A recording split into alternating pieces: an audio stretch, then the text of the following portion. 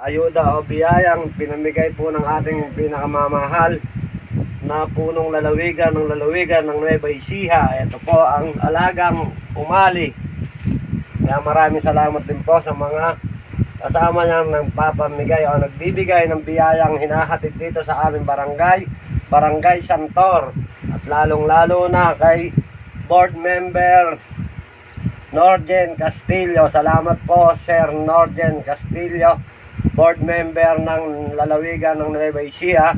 Sana'y marami pa po kayong matulungan at talagang tutulong kayo sa inyong mga nasasakupan na lalawigan.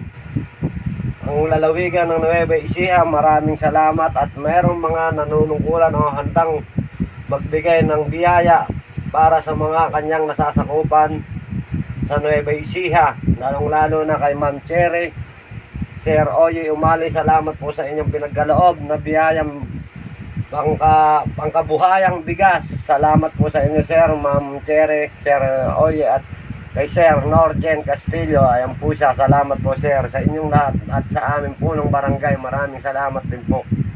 At isang masayang umaga sa ating lahat na nabigyan ng biyayang pinaabot ng ating pinakamababait na nanunungkulan sa Nueva Ecija. Yun lang po at maraming salamat po sa inyong lahat.